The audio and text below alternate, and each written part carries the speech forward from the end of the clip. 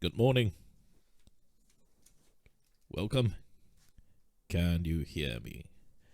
Loud and clear. We'll start in another 10 minutes. We'll have a casual chat before that. Let me know if you can hear me loud and clear. And welcome wherever you're from. Thank you for tuning in. The Sunday. How does it feel to sleep 1 hour less? Huh? Right. Gonna have a good Sunday training. Getting some work done before the week starts. You nourish your brains. You nourish your spirit too. Very importantly. Nourish your purpose. You have to realign, recalibrate. So you're clear when Monday starts. You're very clear what your purpose is, and you do your utmost to achieve your objective for the week as soon as you can. Right? So that's the point of resetting over the weekends. And you do not neglect any faculty of your life, spiritually especially. It's something that we often neglect. Physically as well, get enough rest, get enough workout, get your body to work, challenge your body to some level of difficulty. As I mentioned in the last live stream, some form of suffering, yeah? So you get reminded that life is actually not that hard if you put yourself through some form of a fabricated suffering. Working out is one of such activities. Because the truth is, there are people with real suffering out there. It's not fabricated. So, you allow such gratitude to realign your focus and your purpose. You realize how good you have it. You realize how easy you have it. And, it starts your week strong. Many a times, life is just about losing focus. And when that happens, we make one mistake after another, and we don't have safety mechanisms to protect us and to keep us back from making the next mistake. So installing these safety mechanisms are extremely important in your life. You have to do that. And that comes with habits, that comes with discipline. And these safety platforms keep you focused. And there are just plenty of ways we can do that, but we just don't do it for ourselves. Now, the secret of a good life is already made known. So, for example, if you want to lose weight, you eat less. That's just common sense, isn't it? That's just logic. But how many of us, with that sort of knowledge, will do it? Isn't it? I think, apart from obviously medical problems, health-related issues, that aside, right, which is probably a small percentage of people, that is well, obviously not the point I'm trying to make. But how many people who can lose weight, get into shape, you know exactly what you need to do, but you don't do it. likewise for trading, isn't it? You know exactly what you need to do, but you don't do it. So success is already laid out, and you realize the path to success is not knowledge. Knowledge is abundant, it's everywhere. And the secret to success is a model of livelihood, right? You need to have a model of how to live. And that's why, wealthier families, they do it better because, firstly, they have forebears, people who have done it ahead of them, who already have some sort of template to do that. And thereafter, when they already know how to do that, they lived it out, right? It's not just head knowledge. They have properly lived out that sort of life.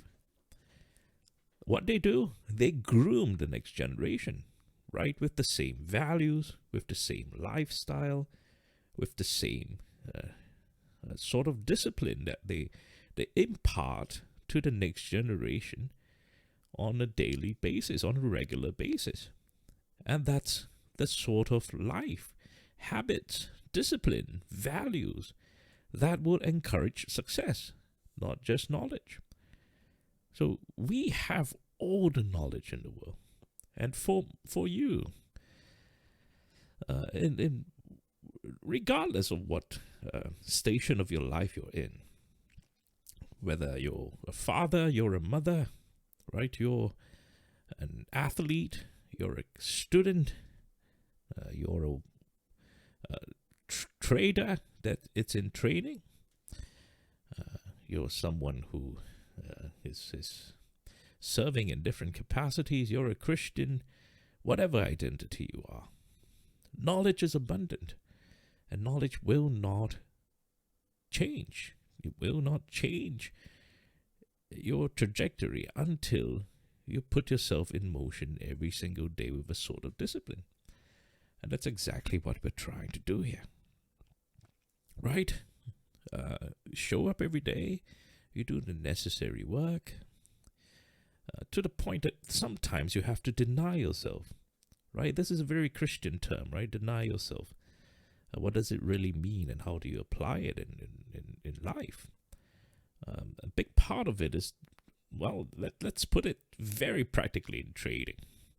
You deny yourself another trade, right? Because it feels good taking another trade, or feels good trying to go for another trade. No, you deny yourself, right? If you're overeating, you deny yourself the next meal. So, and that comes with a lot of humility. You need to humble yourself. Because when you think that you are better than the decision you make, right? Why do people cheat? Why do people have some sort of infidelity in their lives? Because they think they are in control. They think they can control their lust. They think they can control the mistake they're going to make. Why do people drive under the influence? Because they think they're in control. They think they can control when they put in toxins into their body. So, humble ourselves, right? That's the point. And that's why on the weekend you reset. You look past through the week. You figure out what you have done wrong or right. Some mistakes nobody notices, right? Because thankfully, not every mistake people pick it up. Sometimes you don't pick up your own mistakes. But it's important you review. It's important you evaluate your life. You do some examination of your life for the past week. And you pick up on the micro mistakes that you make in your life. Because if you neglect even the small things that you do, especially the things you do when nobody is watching, that's your true character, right? When nobody's watching. You have to put yourself through that sort of rigor. Do you spend a few minutes more idling, just scrolling on your phone, doom scrolling, that's what they call it now. You see, you have to be a little bit more unforgiving to yourself. But you know that there is a certain glory and hope to that. Don't be nasty to yourself, because no one's judging you, right? And sometimes, some of you, of course, you're on the extreme spectrum of blaming yourself, of going into some form of depression because you judge yourself too harshly. Yeah, it's always a spectrum. Life is always about. It's not binary. It's so difficult, right, to fine tune between 1 and 0 without understanding that in mathematical terms, strictly speaking, mathematically, there is an unlimited decimal point between 0 to 1. It's unlimited. Even having something with limits between 0 to 1, in between 0 to 1, is actually an unlimited spectrum, because there is an unlimited number of decimals. Now, does that blow your mind? If you study math, you realize that even with limits, it is unlimited. Unreal. That's the beauty of what we are dealing with in our world today. So be forgiving to yourself, right? But at the meantime, you are unforgiving in terms of the standards you have for yourself. So you see, you forgive yourself, but you are unforgiving to your standards. You must have high standards, but you forgive yourself if you do not achieve them. You understand me? And that's how we become better every day, every week, every month, and you will see progress over time. Life is short. Ladies and gentlemen, life is short. You don't know when you're living until. So comparing yourself with number of years is a little foolish. It's foolish. Why? Because it's very relative. It doesn't matter. You're 50 now, you're 25, some of you 18 years old, you're learning this. Well done. In fact, I applaud you. Extremely well done. I learned trading when I was 16 years old. Right, I had the opportunity to come across that because it was something new back then. Right, it was a little hyped back then when I was 16. So there were some readily available books which I managed to get my hands on. So I started studying candlesticks when I was 16, because back then it was some radical technique, so that helped a lot, right? So timing helped a lot. So knowledge was not so available back then, but selective knowledge was available, and that helped me. With that aside, what I'm trying to say is that age is very relative. It doesn't matter how old you are. You don't know if you're dying tomorrow. So we don't know. None of us know. Right? We're always using some form of median or mean to calculate some form of standards in our life, right? So now we have this average that people are living till, maybe in developed countries, 70 to 80, and we use that as a standard. We use that to plan our lives. You shouldn't. There is some wisdom to that, absolutely, right? But you customize it individually to your own needs. It becomes very different. Now, if you just joined us, I spent the past 15 minutes monologuing about life and training. Do watch them later, yeah? I hope they helped you. Because very, very importantly, trading is more than just the knowledge. That was my point earlier. It's so much more than knowledge. And I hope you would be as lucky as I am to have met very, very focused mentors in my life back then. Each have their strengths and weaknesses, but mostly I picked the strengths, and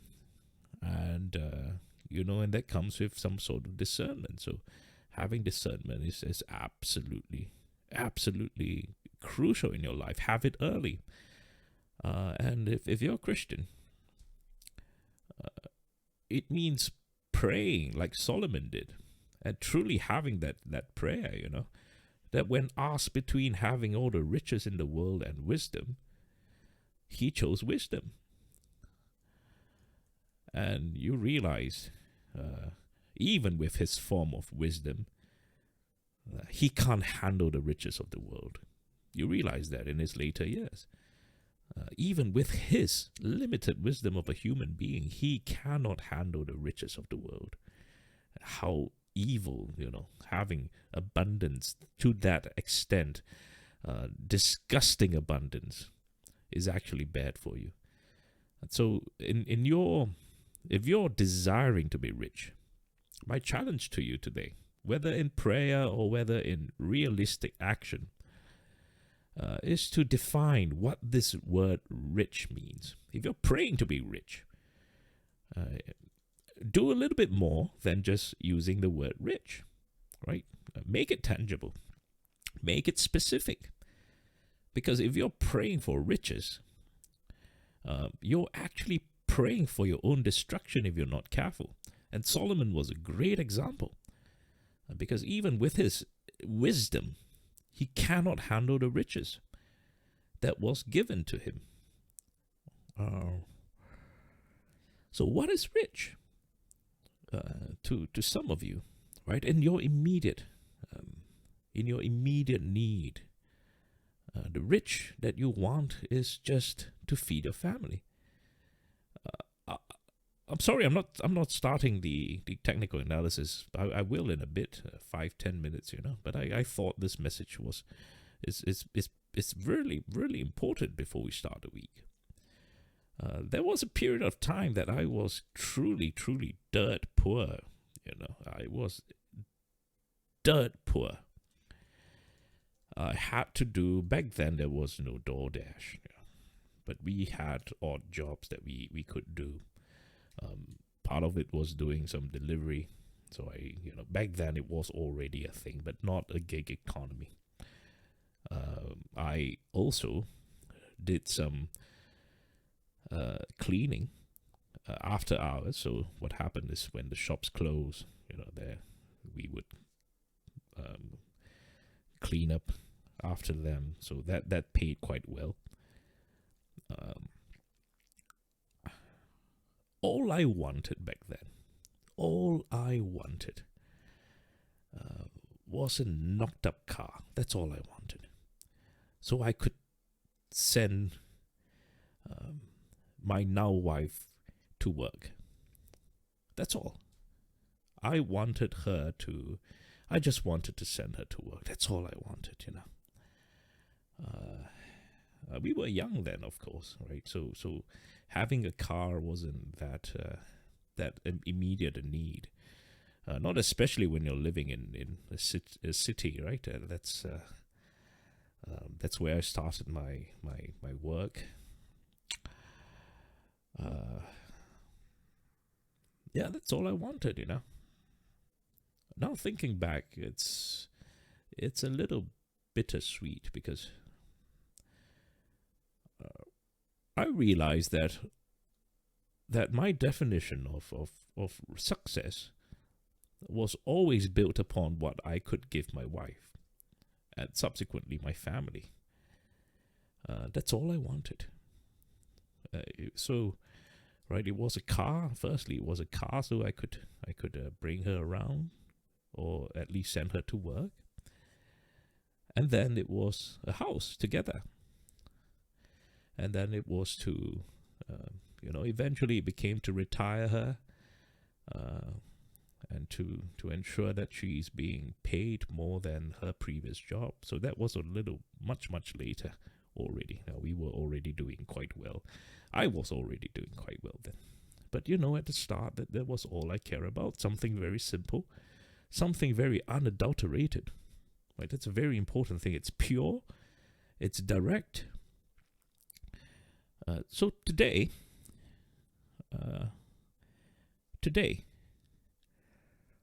you want to be rich. Everyone wants to be rich. Define it. Define it. Is it pure? Is it unadulterated? Is it purposeful? And you just work towards there. Some of you are thinking 100 steps ahead. That's not really what you want, isn't it? You're dreaming of a Ferrari. No, that's not what you really want. Let me tell you that. When I was in desperate need, the Ferrari was the last thing on my mind. Be truthful to yourself. If you're dreaming of a Ferrari, if you got poisoned by all the YouTube videos that you watch, all the I'm sorry to use this word, but stupid reels or shorts talking about the luxurious lifestyle, you have been fooled. That's not what you want. That's not your definition of success. And as I always say, you're not desperate enough. So what's that desperate thing that you want to do, you need to do? And you will work towards that, because every day you are reminded of that very pure purpose. And you are not wasting your bandwidth thinking of something that is just pointless, right? If you're thinking about getting rich, that is pointless. It's wasting your bandwidth, let me tell you that. But when I thought of wanting my wife, send my wife to work, send her around, make sure that she, she's not inconvenienced, right? Giving her the best life I can. Every day you think of ways and solutions to do that, to make it happen. It's immediate, right? It's direct. You can find solutions immediately instead of something that's just extremely far-fetched now. If you're in debt, some of you are in debt, right? That's why you're turning to trading. If you're in debt, break it down. Be realistic. How much debt do you have? How much money can you realistically make? Break it down. It may take years, and that's fine. Because, trust me, breaking yourself out of debt is worth the time. It's worth the time. Whatever debt it is, right? A debt of, even if it's a debt of goodwill to someone else, right? It's worth taking time to build it. And because what you're doing is you're building a defense for yourself that you will never get into that situation again. You realize debt is not the problem, right? It's getting into debt. That's the problem. Trust me, because there are people out there. I know them. Trust me, I know. There are people that are close to me. They get into debt. They get out of debt, and they get back into bigger debt. So the debt is never the problem. It never is. So if you're in debt, you've got to figure out and take it slowly. You got to put a stop to the problem once and for all, and take your time to service the debt. Because once you're done repaying your money, or whatever debt you owe, you know you are victorious, because you will never fall back into it, because you're already properly done, and you have all the safety mechanisms, you have all the skills, and you have all the defenses you need to prevent yourself from getting back there. And one of the biggest thing to protect you, the biggest defense, and I always tell you that, is having a skill, because no one can take it away from you. Absolutely no one. If I lose everything today, I will make it back easy. Because you have already that skill embodied into you. Right? Money will not protect you. Right? Money, it's not just about money making skills, right? It's also about skills that you have to take care of your family. So, for example, your ability to cook, your ability to find resources, your ability to make things happen, right? Your responsibility or your diligence towards your family, resourcefulness, right? So all these are skills. So say you want to take care of your family, if you have all these in place, no one can take it away from you. If one day something, you lose your home, for example, in the fire, like what happened recently in the Palisades, right? If you have the necessary skills, you will rebuild. You can rebuild. Your family will be safe. And that's the truth, because whatever we have today, they are not everlasting. Absolutely not everlasting. They will fade away. Someone will take it away from you unfairly or otherwise. You will lose it. But you have no fear, because you have skill. And if you're a Christian like me, you also have your hope on something that's immovable. Where then obviously it's I'm talking about believing and something that's bigger than yourself. So don't have fear. Don't worry. Don't be fearful. And you have to know what you're doing every single day. It must be deliberate. You wake up with purpose. You wake up with focus. And you get to work, whether you like it or not. I live a very comfortable life now. Very comfortable. Extremely comfortable. But I never forget the discomfort that I had in the past, because I have a journal, and I realized that in my darkest days, I wrote the most. And that journal is with me it's going to be with me all the way till my coffin, because I review it every single day. I am reminded how far God's grace has brought me, and how all the suffering has led me to where we are today.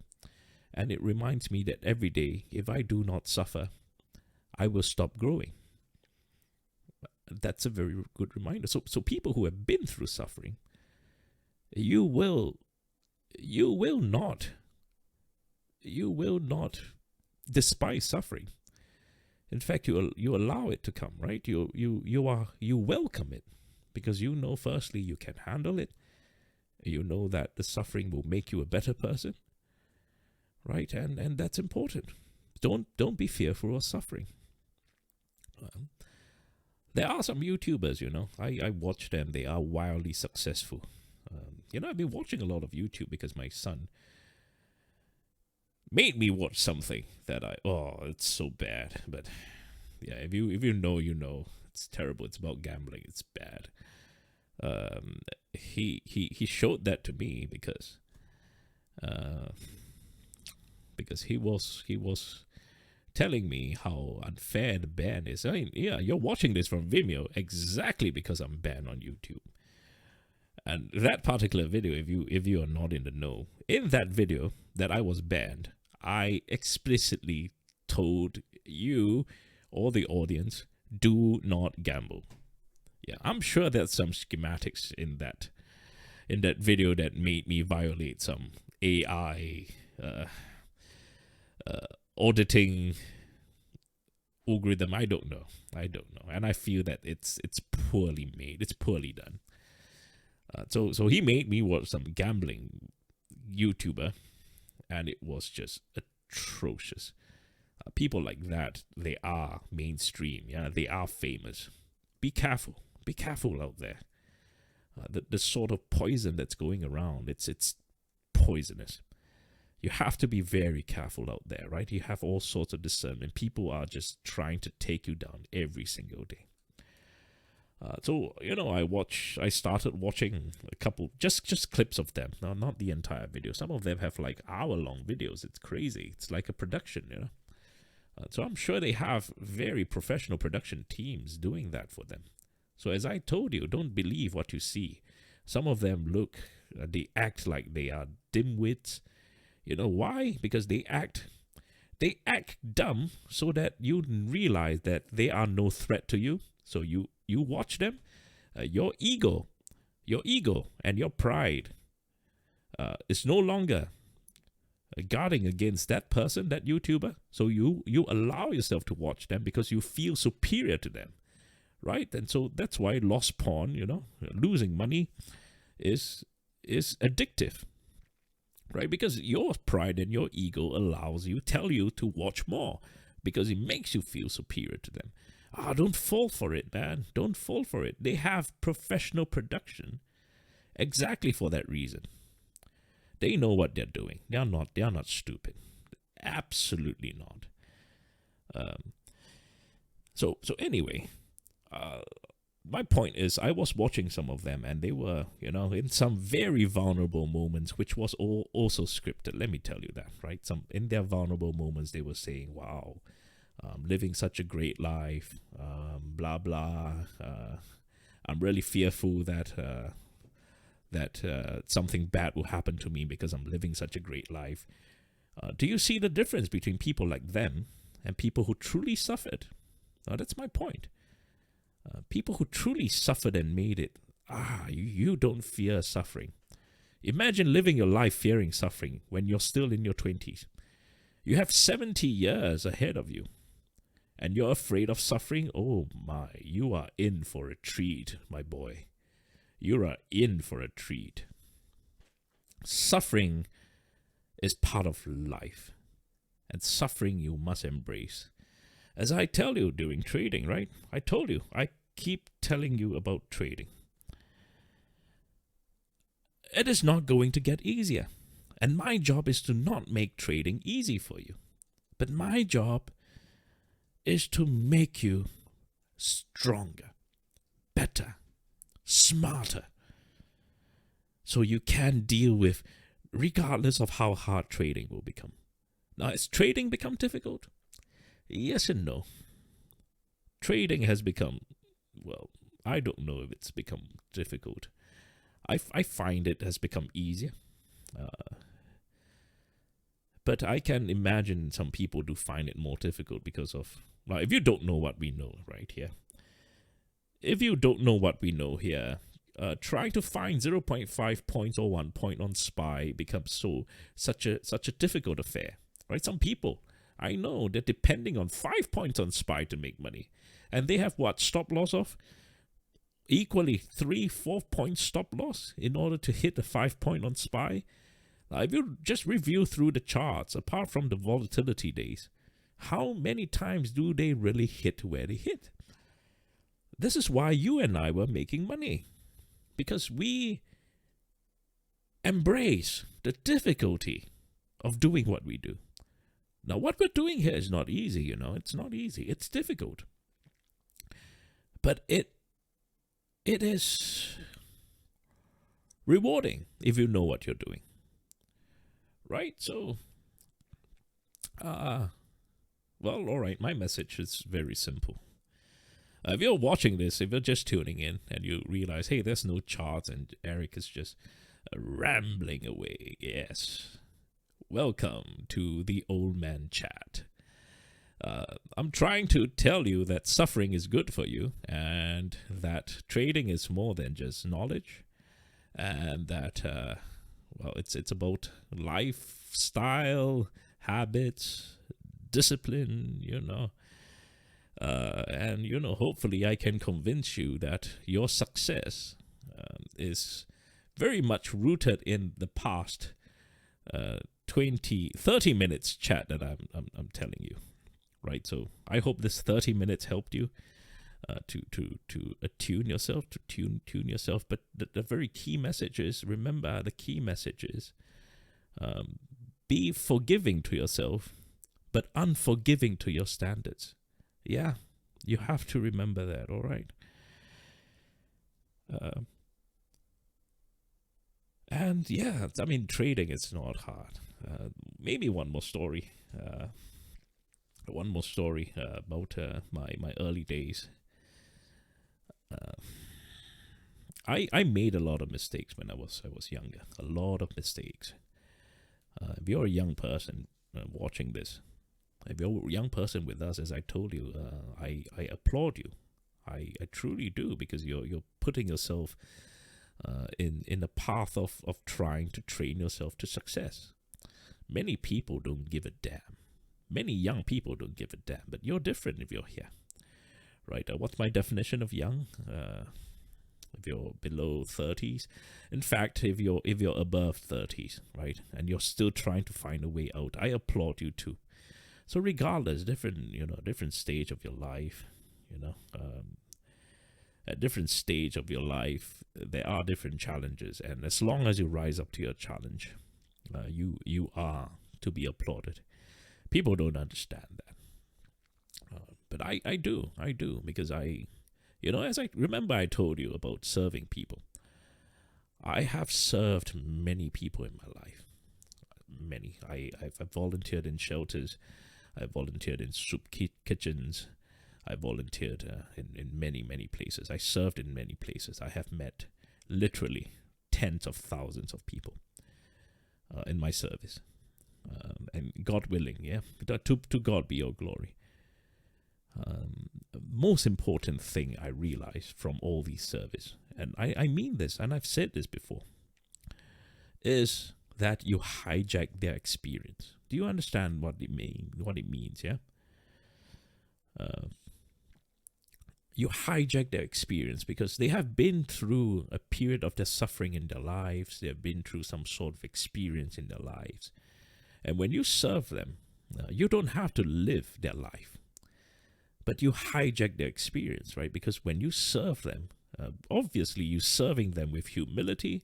You're serving them with a listening heart and listening ear. And you feel it, because you serve these people who needs that service from you. You're, in a way, you're washing their feet.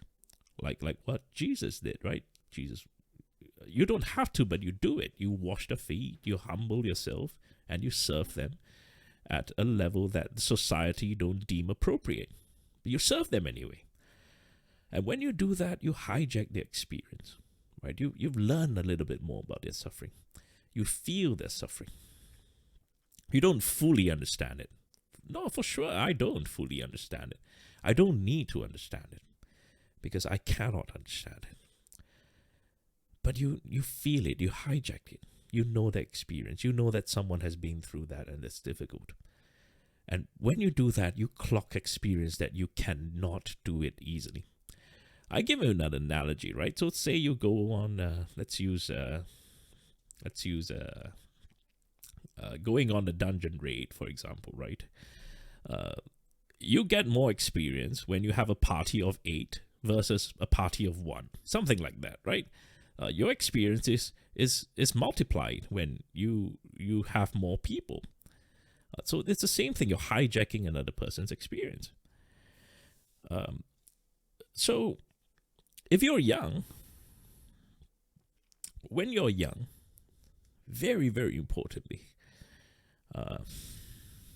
fail fast. I failed, man, so many times.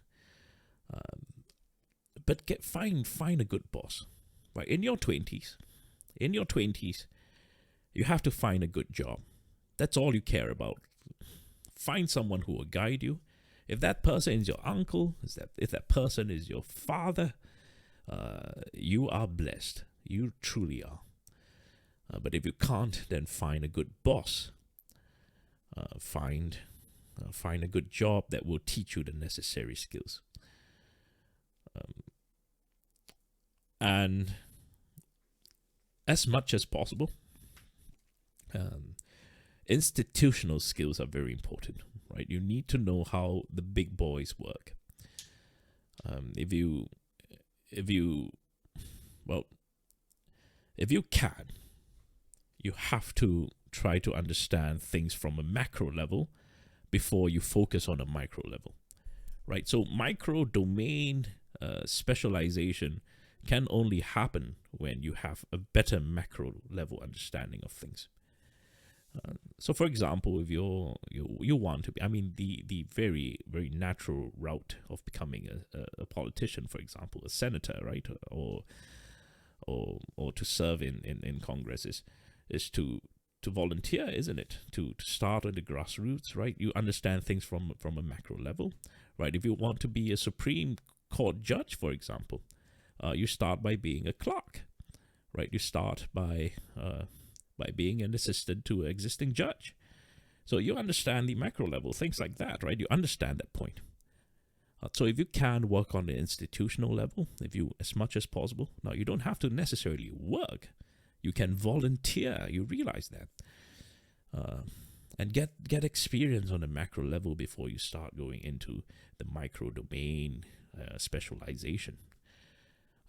I didn't know that, but my boss back then did that for me without me knowing, right? So what he did was to, what could happen was that I could just be very simply a small time coffee boy to him.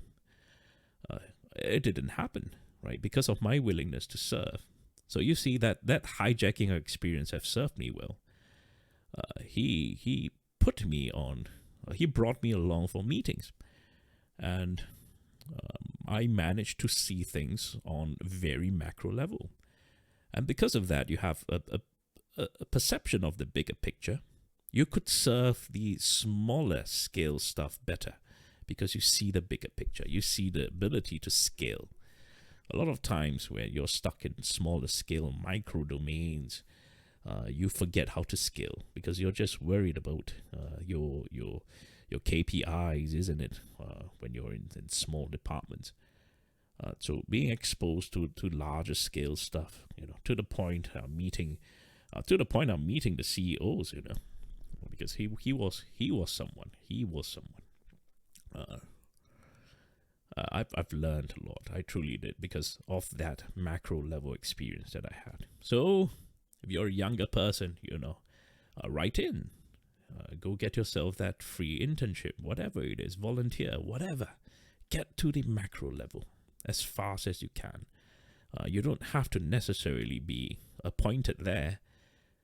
You could simply, very, very simply, just be an intern, a coffee boy, whatever. Get yourself in the room. Learn their figure of speech, learn the way they talk, learn the way they act, learn the way they behave. These are all the very micro transactions that your brain registers, but you don't necessarily know. And they are very, very important, right? You pick all these things up when you're a younger person, right? Man or woman. And you will find success in that.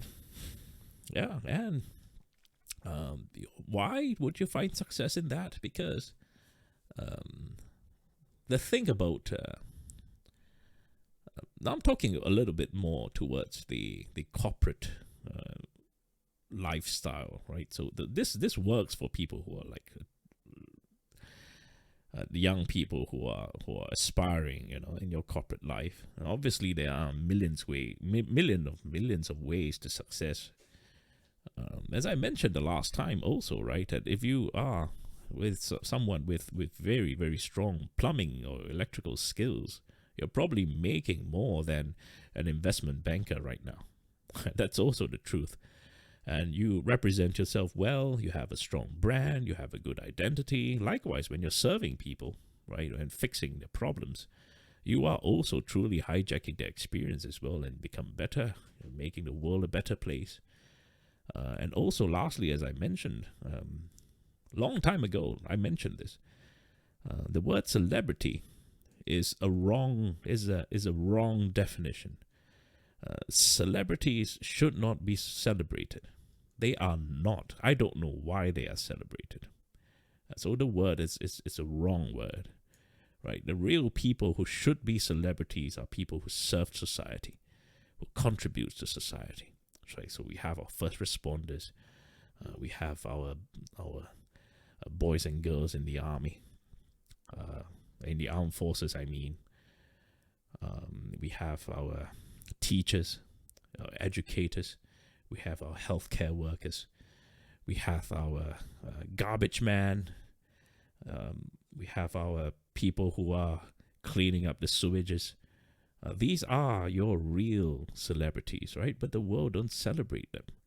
Once a while, we celebrate them once a day, one day a year, right? And it's just platitudes. You and I know that. So you have to firstly have such value system in your life. And then when you have such a value system, you do not crave for the wrong things. So back to square one, right? You stop craving for the wrong things. Your goal will not be about being rich anymore, right? Because you have the right value systems in place. Your goals is not about getting rich. Your goals is about, like what I always say every day, the simplest thing is to feed your family. Feed your family. Right? And for me, and I mean it when I write that, right? Because as I told you, my first definition of success back then was just to give my wife a better life. As simple as that. I had nobody. Maybe some backstory to that, right? I have nobody. I have no family. So my wife was my only family. My wife is my true love. The only person who would know me. I have no family. And so this is why you see why I'm so devoted in wanting to make life better for her.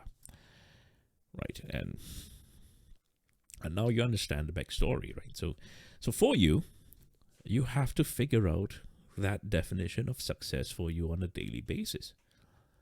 What does it mean? Maybe it means just to come home alive to see your children.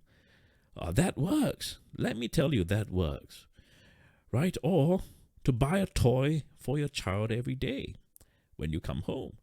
I don't know. You figure it out, right? Because it's your life. It's everyone's different.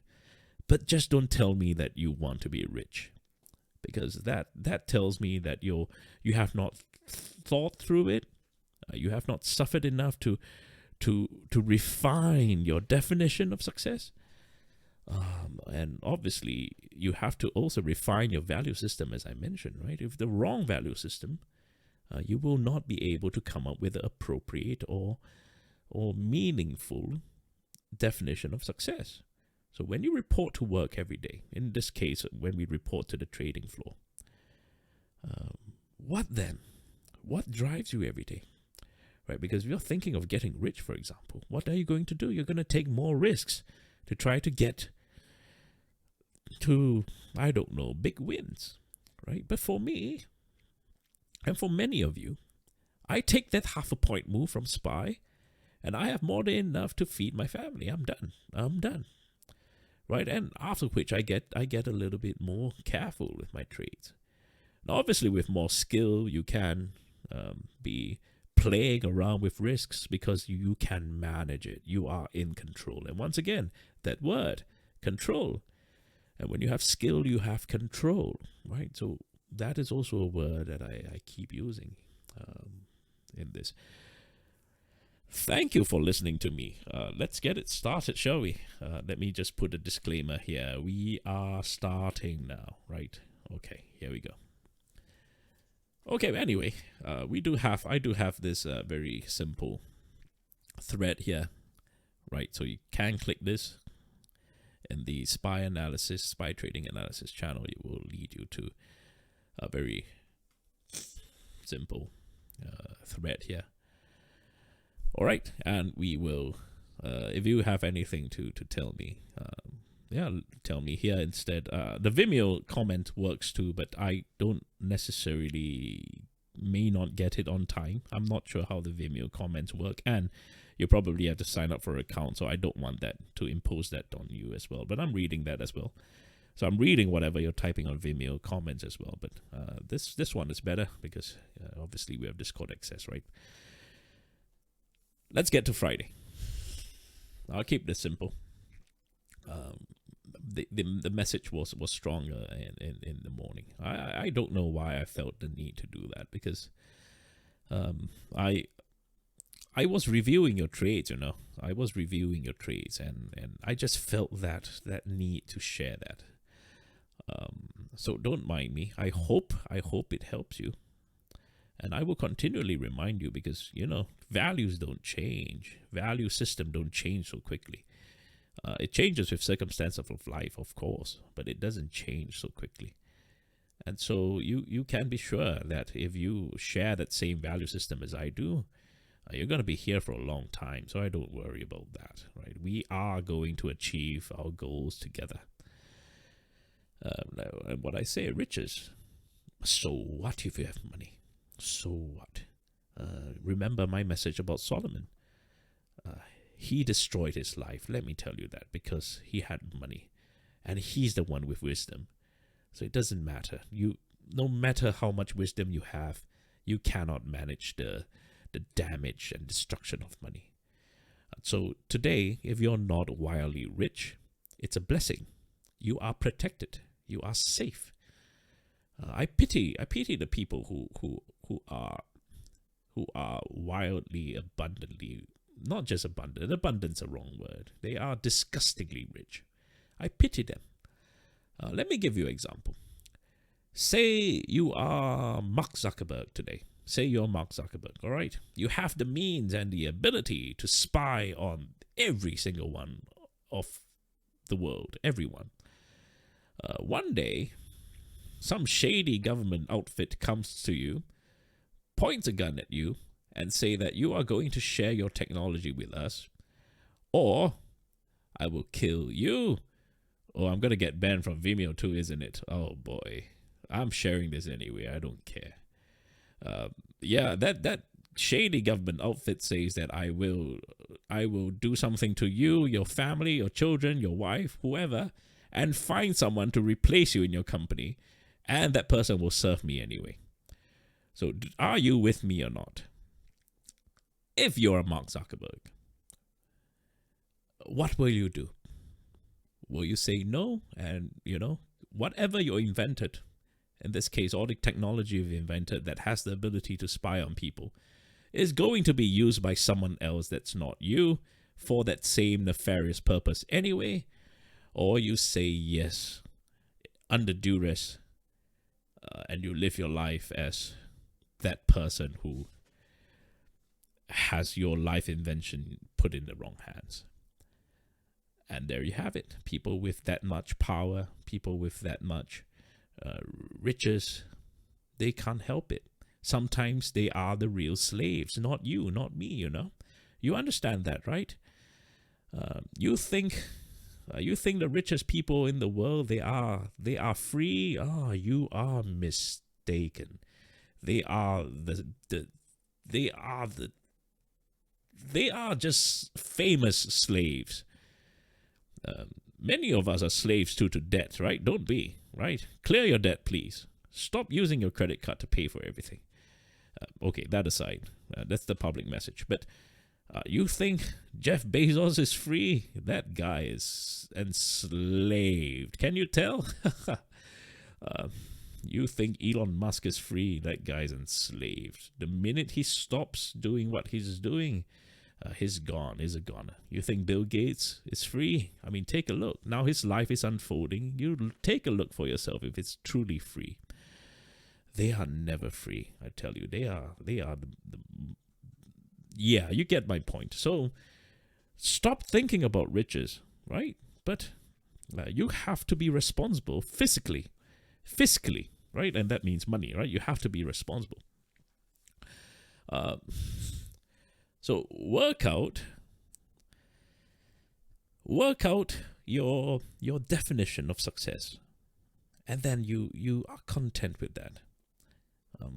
I'm telling you this with really personal experience, because I've been in rooms with people with incredible net worths. I'm talking 10, 11 figures, 10 figures, 9 figures, 10 figures, 11 maybe not. Nah. Tens of billions of dollars. I've been in rooms with them. I've had drinks with them, all right? No, they're not happy. Let me tell you that. Obviously, they're not my personal friends, all right? They're not my personal friends, but, I'm telling you, my boss brought me to places. no good, no good. They are living lives that they truly don't want to, right? Many of them, they're not living lives with under their own terms. They truly are not. When you reach a certain level, you are being puppeteered by someone even more powerful than what money can define you. I realize that most powerful people are not defined by money. Money is no longer an object to them.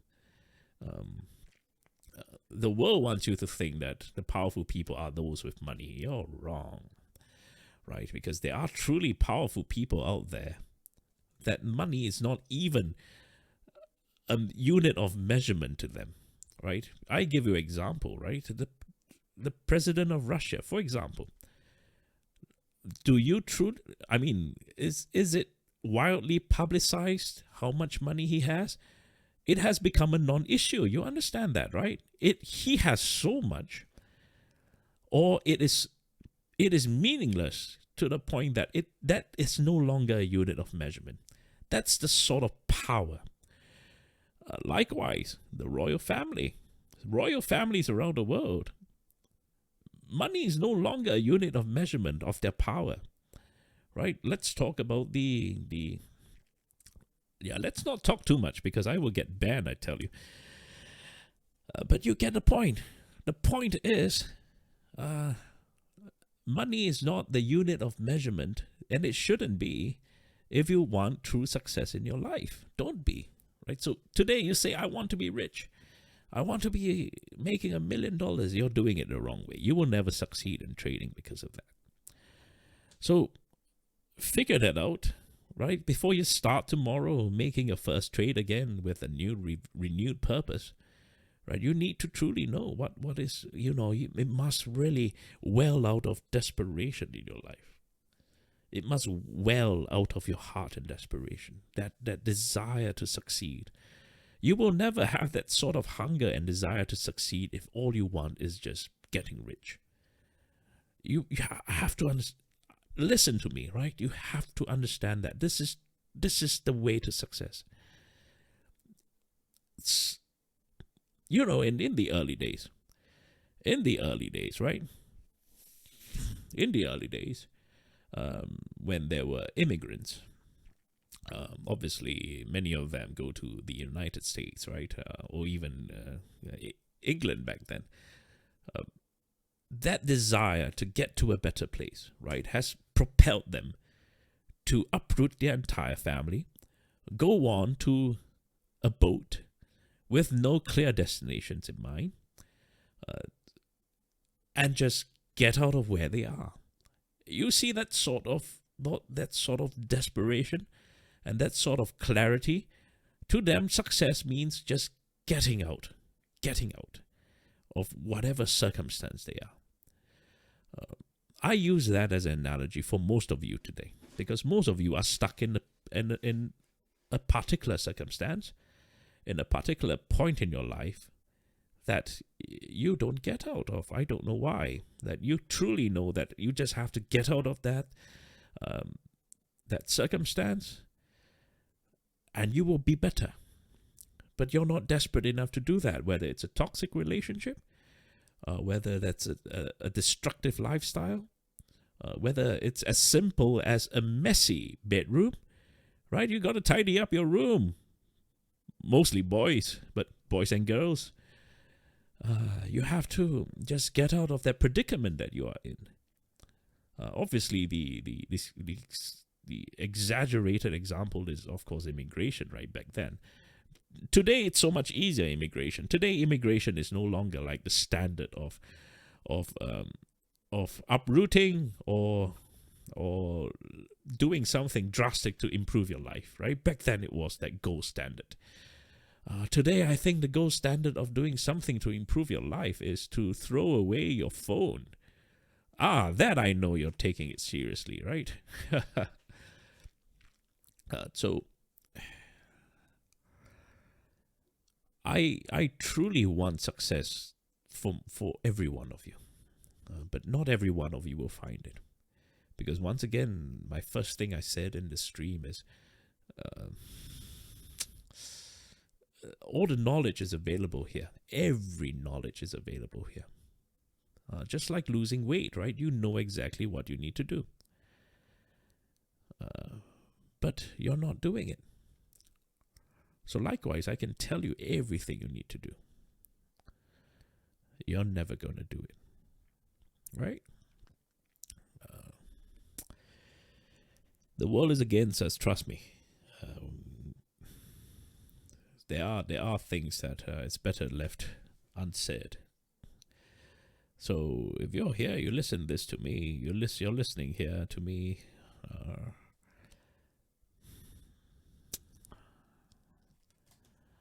I don't normally share like this, but you have to. If I do, I hope you listen. I hope you take your time to change your life, right?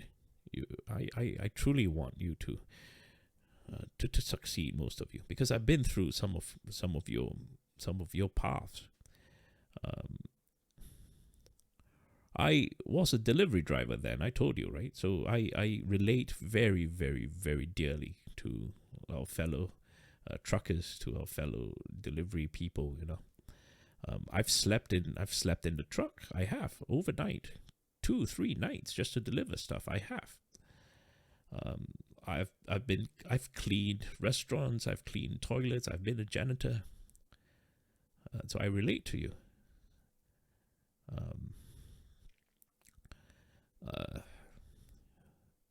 Some of you ask me if I have served. My short answer is yes, I have. So I relate to that too. I've if you have been here long enough, I have a friend. He was a platoon mate that passed away in war. So yeah, I have served. I have. That's the short answer. I'm not going to share more.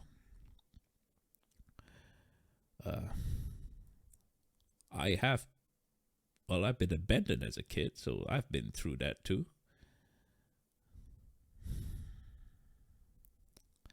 But yet I lived a privileged life, because of my boss. Sometimes we get lucky, right? Sometimes we get lucky.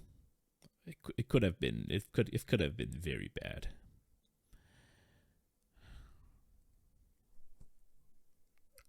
I want you to get lucky, I truly want you to get lucky, but you get lucky only when you keep trying. When you keep trying, right? You do whatever it takes. You will get lucky. People see who you are because you put in the work every day.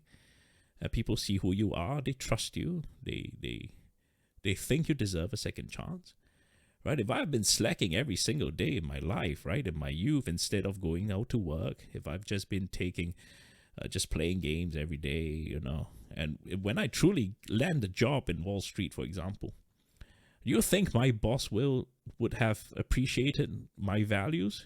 Because I wouldn't have them, right? Because I wouldn't have worked a single day in my life. So the thing is, it all accumulates, right? You get lucky because you work hard. You get lucky because you work hard, and you get lucky. Eventually you will, because it has all accumulated.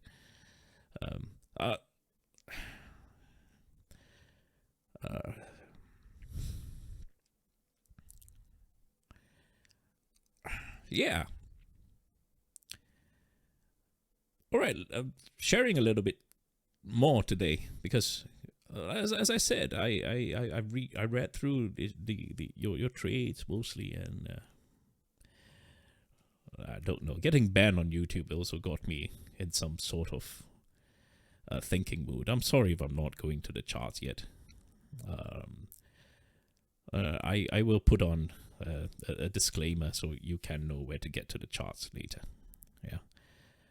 Thank you for chatting with me. Please don't thank me for my service. Please don't. It's minuscule. All right. It's minuscule.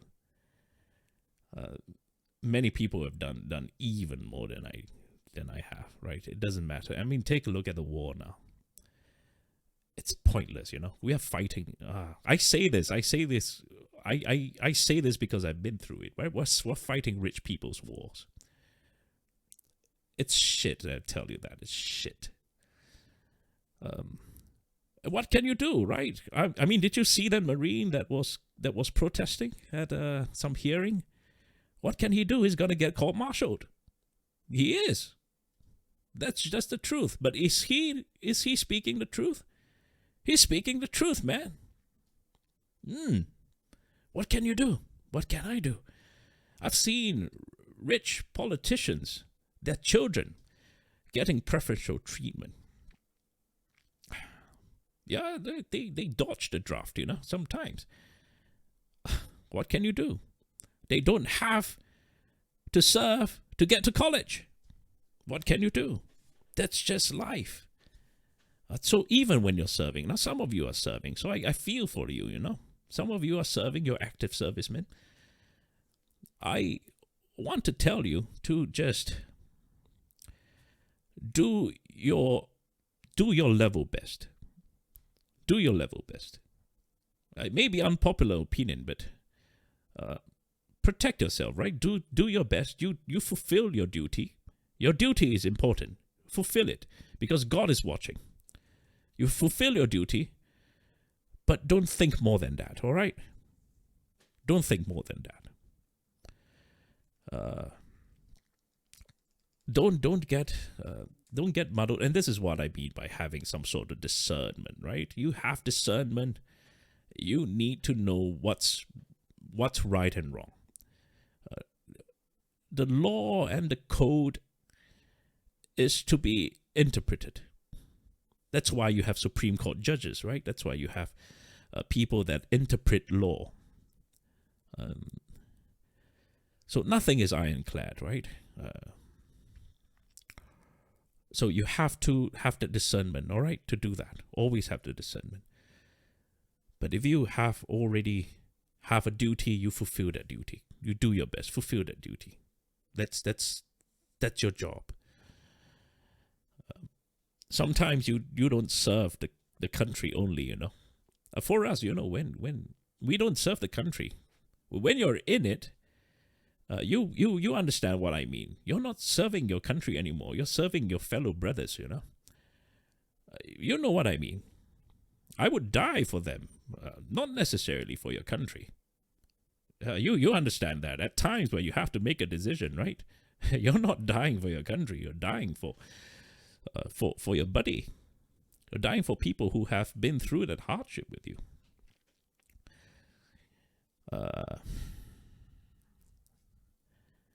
So fulfill your duty. Fulfill your duty, but just be more discerning. You know what to do. You know what to plan ahead, right? So I feel for most of you here. I do, because I've lived your life in a way. Some of you are without parents. Me too. Hi. Probably don't know that about me. If you do, some of you do. So yeah, thanks for paying attention.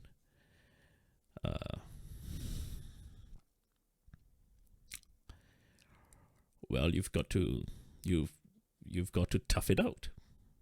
You've got to learn everything yourself.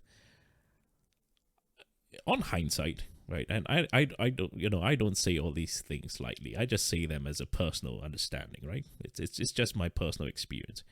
I find that it may not be a bad thing because I don't have to unlearn the bad habits that my parents could have. If you lived with, like what I mentioned, toxic people in your life, you have to unlearn that and relearn it. That's not good, right? So having that discernment too it's pretty important. You know what you want. You know how to overcome, how to learn, how to be hungry over things, and you figure it out. You will figure it out.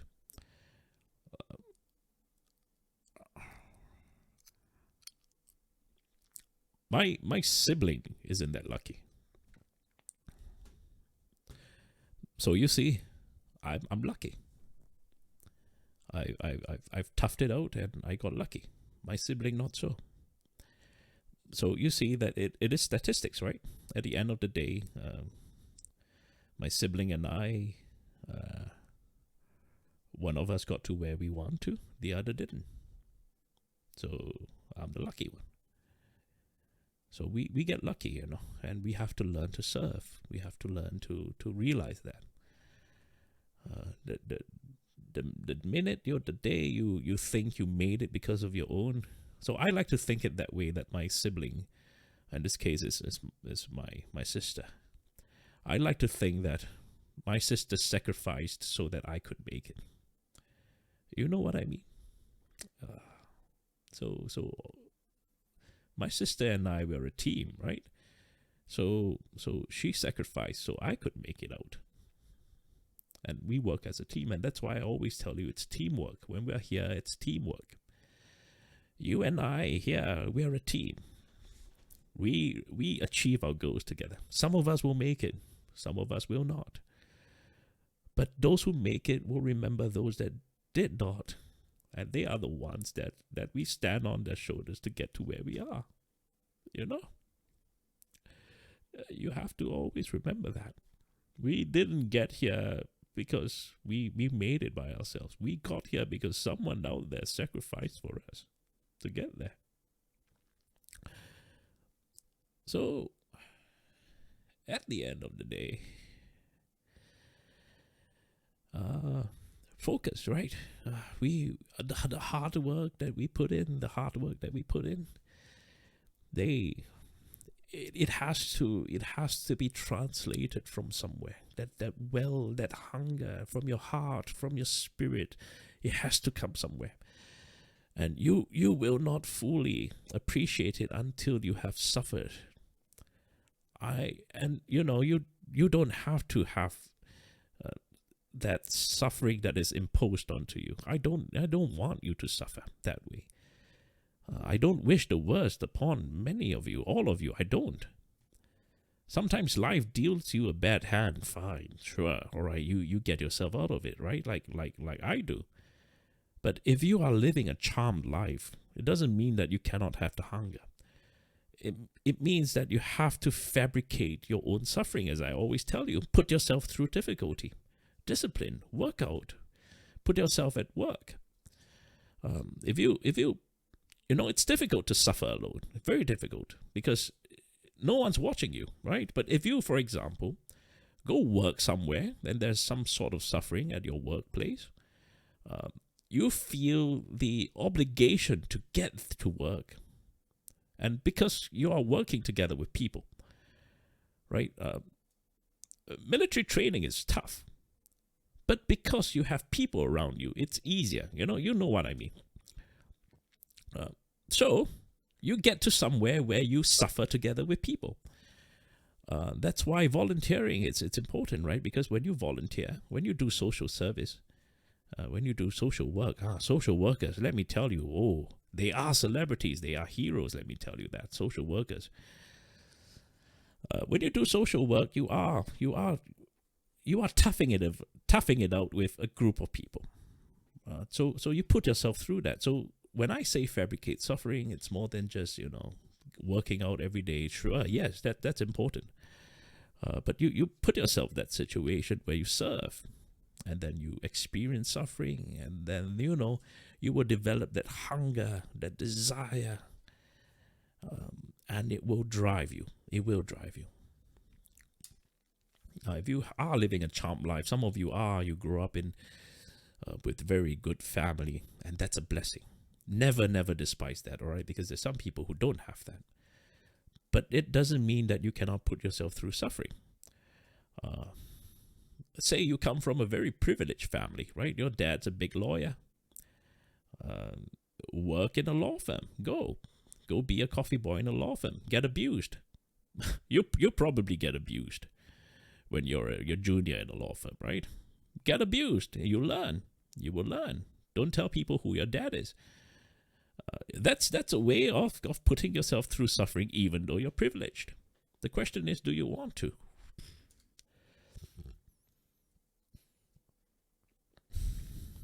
So, would you mind giving me a 5 minutes break, and I will come back and share the charts. And let me just compose myself for now. For those joining in, I'm starting in 5 minutes. Sorry if you reported in. Well, let's just treat it like daylight savings never happened, right? So it's supposedly 12 noon now, right? Give me 5 minutes, I will be back, right? I will state that I'm starting here in a minute. Yeah, give me 5 minutes. Thank you.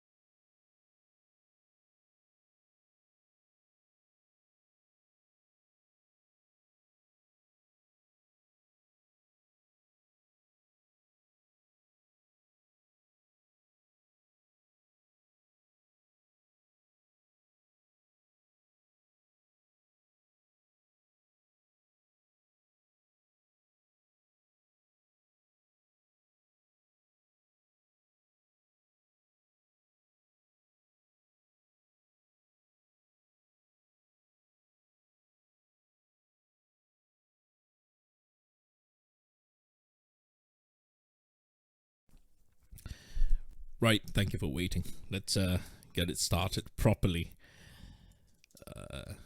We are going to start proper. All right, let's go. Start proper. I want to talk about Friday. Right, let's talk about Friday. I shared my trade on Friday. TG, as always, has keeping track of my trade, and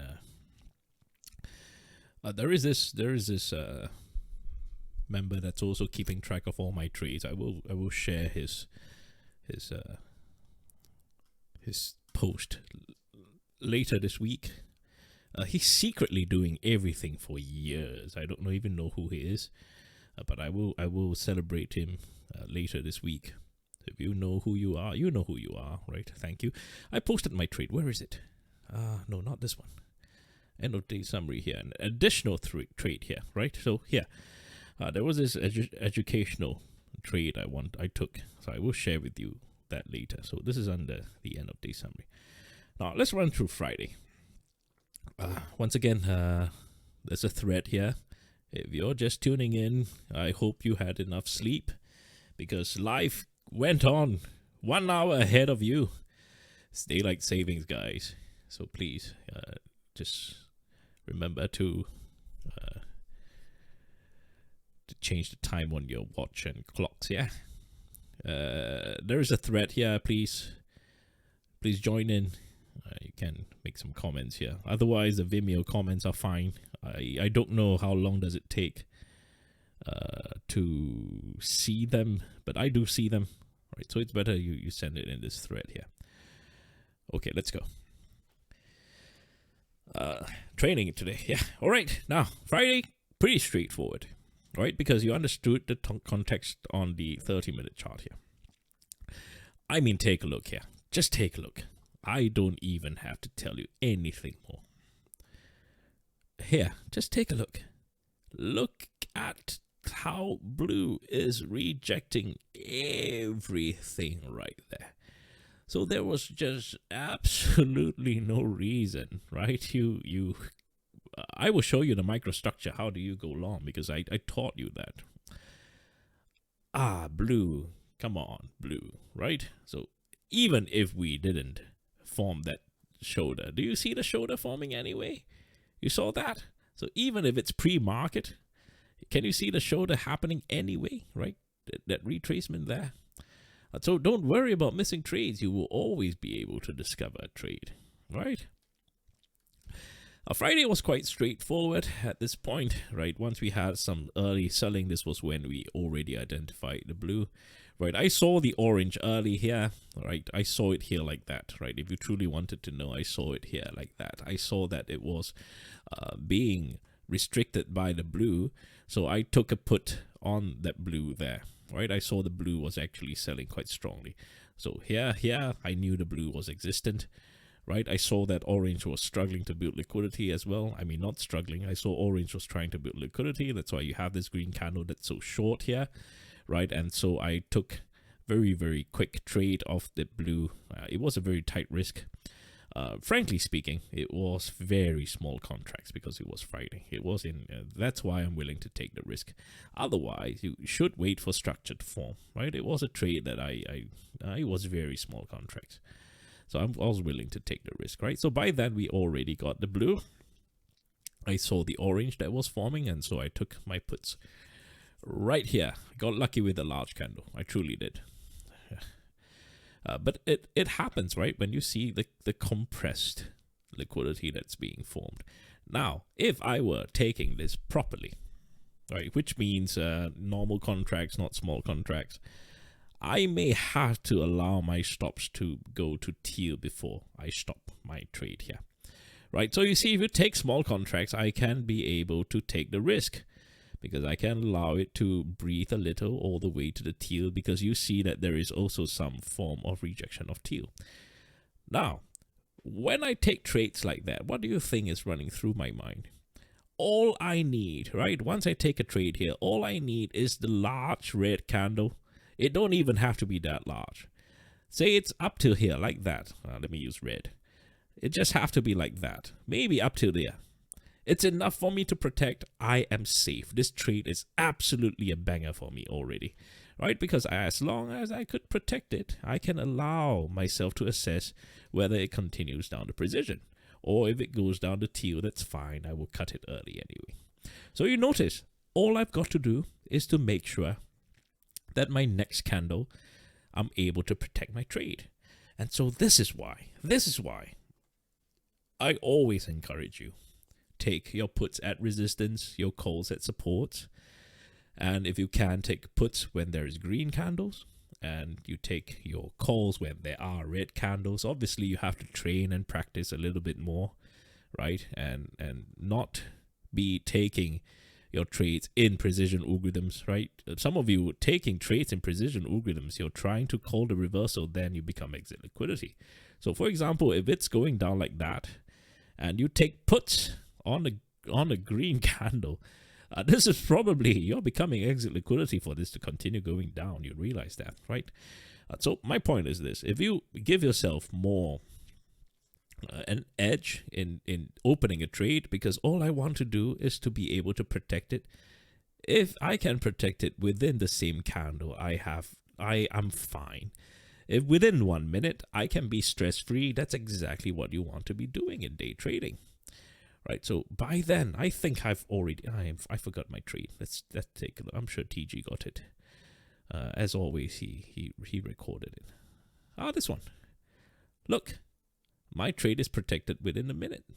Yeah, within a minute, I've got it protected. So that's what you need to be doing. All right, I figured that out. 34, 35. Yeah, it's not fantastic. I mean, you take a look. It's not, the IV was so high. It's not fantastic. Let me show you my red trade later, right? The educational purpose one. But let's just talk about price action for now. I will talk a little bit about IV and about understanding how to be pricing, because if you study my Friday's review, all my analysis, I kept mentioning about IV crush, right? There, you have to be very, very careful, right? So I kept talking about it, and that's why I took that educational trade. I will explain why I took that trade, and I want to explain that to you. So that's Friday's lesson. I want to talk about that lesson on Friday. Yeah. Yep. Okay. I will talk about that, right? As I mentioned, right, if you want to protect the trade, your refresh rate is very important. If I see the candle large, I'm going to take profits. Don't trust yourself. Stop thinking.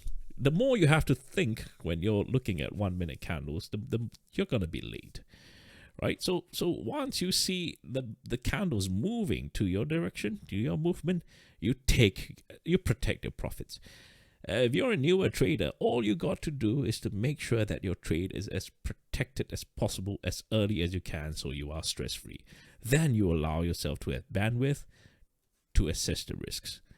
Because believe me, and you have to believe me, it's so much easier to assess if your trade is working out when you are in the trade. You understand that, right? Comparably to entering a trade. That's why runners are very easy to manage if you practice a little bit more. Once again, I repeat that. Once you're in the trade, it is so much easier to assess whether that trade will work out for you or not, right? Because a big part of your psychology is already relieved that you are in the trade. And if you're in the trade and already protected, let me tell you, your mind will focus so much more. You will assess the charts very, very well. It's as if you unlocked some bandwidth, additional bandwidth in your mind, and you're able to assess it with so much more focus, right? If you know what I'm talking about, let me know, right? Shout out. If you know exactly what I'm talking about, right? So it's so much easier to assess the charts once you're already in position. And if you're already in position with protected runners, it means you're protected. I tell you, you will. It's a piece of cake for you. So that's why, if you can, try to get in position and protect it as soon as you can. All right. As I mentioned, I've talked about this in many of my previous training videos. We start with 10, protect 8, leave 2. All right, that's fine. Do that. Protect as much as you can and start training. Then you start scaling up. 10 to 7 to 3, then 10 to 6 to 4, then 10 to 5 to 5. Right? If you can't do that, then start with 2. 2, take all 2 profits. That's fine. Then you can start assessing, or 2, 1, 1, right? After which you become 3. When you have 3, you take 2, protect, leave 1. Then you take 4, protect 3, leave 1. 10, 4 to 2 to 2. Right? You get the point. Right? Scale up slowly, but your job is to protect as much as you can. It makes your life so much easier thereafter.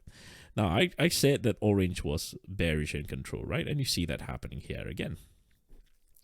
This one, a little bit easier, because you also see that teal was kind of in control here. Right? So if you wanted to take a trade here, you could too. Absolutely. Right? This was also when we identified magenta, right? Have I already identified magenta then? Trailing stops are not a great way. If you're trading options, it's not great. Use structure will help you. Trailing stops probably not for 0 day to expiry.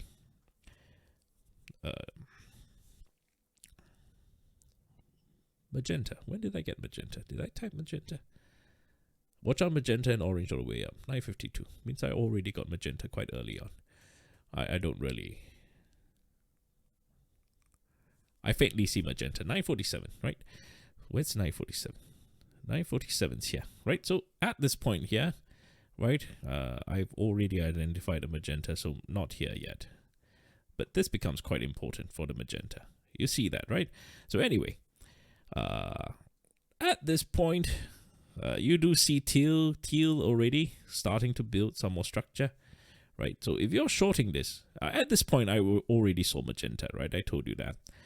So you could have still shorted this, but you have to be very careful here.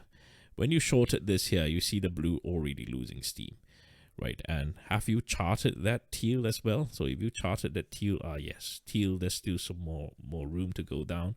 But that's the 670 that we talked about. So that was a very, very important horizontal level that I wanted to tell you.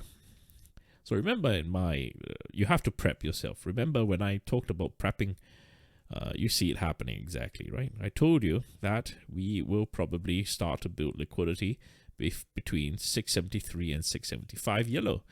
You see exactly that happening now. So I will prep you tomorrow, using the macro structure after this training video.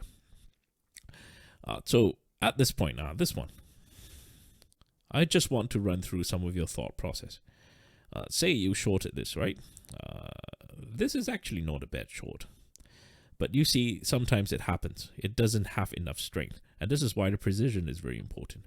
Protect your trade by then, right? And if it bounces up, you're fine, because you have already protected. You're not going to be threatened here. So it happens, because it's a major level. Sometimes you don't capture it. So this is one of the very important things you have to remember. Keep some levels in mind, right? Low of day is a very important level, right? Likewise with high of day. High of day is also a very important level, right? So it can be a new low of day, new high of day as it registers, because these are levels where they are potentially strong supports or strong resistances, right? In this case of high of day. So know these levels, just keep them. These are active levels throughout the day. So even if it's not yellow 670 here, this is a new low of day. You have to pay close attention to that. So you have to be as protected as possible, even though you do not have clear algorithms right there. Personally, I would chart this and prepare for this liquidity instead. So you see the larger liquidity in play, right? Because you see the possibility of the shoulder there. And I think this was grab later. Am I right? Yep, this was grab later, right? So, but that's too much. That's a Friday problem. I will explain that later. So this may not be a great structure here. So you just have to be very careful, right? Especially with your risk to rewards here. because you do see that the pink, I charted the pink too, right? There was a pink that was already building liquidity, and you see the pink that was controlling the support here. So pretty dangerous here.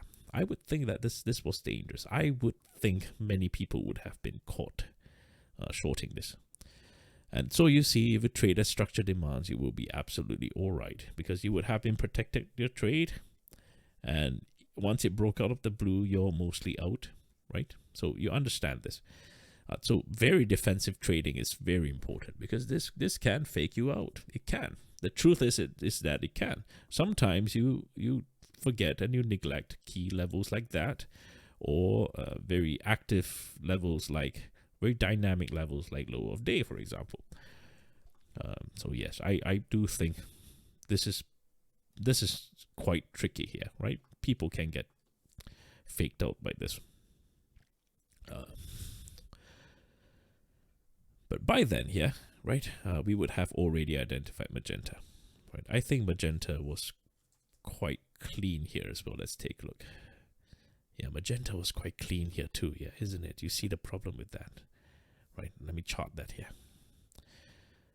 So magenta was quite clean. So when this happens here, you see this happen, would you continue to short this?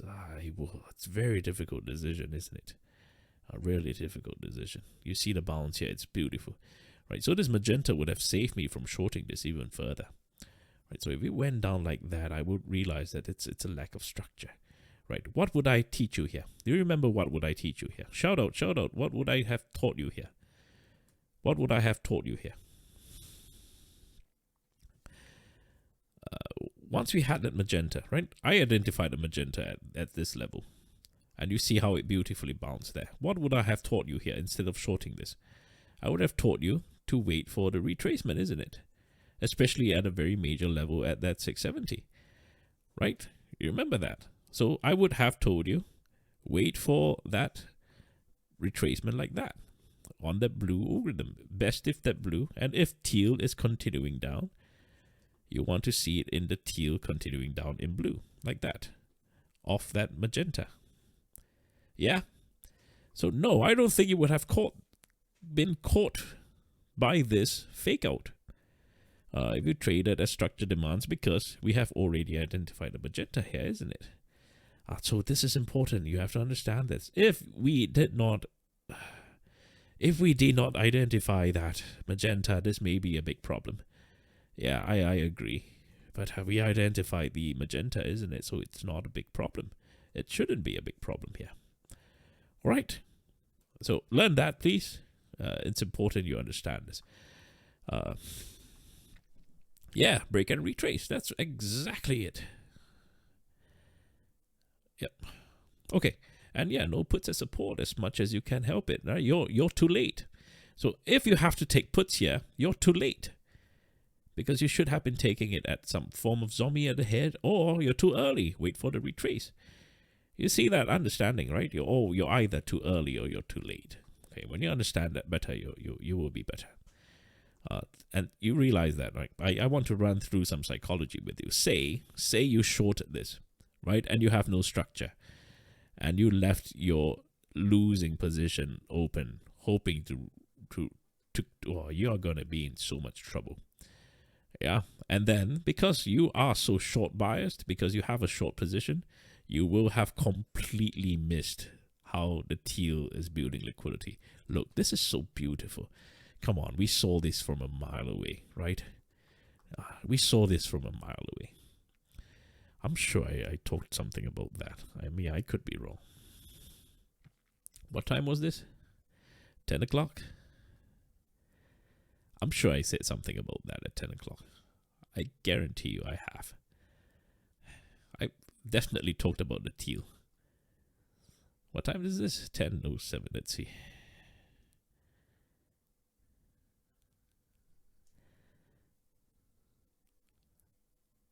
Yeah, I definitely did. Let me tell you, I definitely did.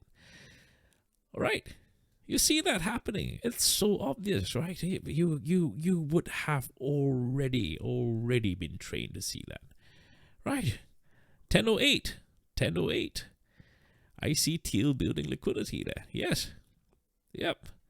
So if you were short biased because you got caught by this and then you are in deep red and you still have not stopped your trade, you would not have seen this.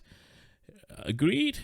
So you see, teal is building liquidity. I've told you that. Teal, it's clear as day. So all you've got to do is to wait for the breakout and retrace. Right there. Or you wait for the structure to start forming there. Do you see that? Right? A micro cup that start closing. Right? And a nested right shoulder. Yeah. Breaking out. So this was clear because it was a retest at that 673 yellow. Yeah. Run through my... Yep, you have to cut your losers once it's breakout of structure. So it's truly important. Now you can run through my analysis. It's to the minute, right? So I'm not, you can say anything you want about me, but everything is documented here to the minute. If only Discord can show it to the second. I don't know how you do that. So for example, if this is at 10:07, right? It's actually typed at 10:06 something, and they round it up to 7, right? That's what I understand from Discord, from sometimes when I study this. But yeah, you see teal already building liquidity, right? Whether you can get this or not, it's fine, right? Don't worry. If you miss the trade, that's always another trade we could take because we identified the pink algorithm then. Where's the pink? Did we identify the pink? Now at this point here, it's absolutely fine, right? I talked about this. It's absolutely fine if you waited. This is important. You have to understand this. At 10:34. No, before 10:34. I'm sorry. Before that, I want to talk about the pink. Where's the pink? Right here, the pink. Because you see, once we identified the pink, and that was quite early on, 9:51, we already got the pink. Just take a look at the pink. It's penny perfect, isn't it? Do you see the pink building liquidity further on the way up? And this was even better because we had that orange buying. Yeah, that was beautiful, isn't it? Just take a look. Absolutely beautiful. So this was a beautiful trade. Now, if you wanted to, I would have, frankly speaking, a better trade would be to wait for this, right? So at here like that.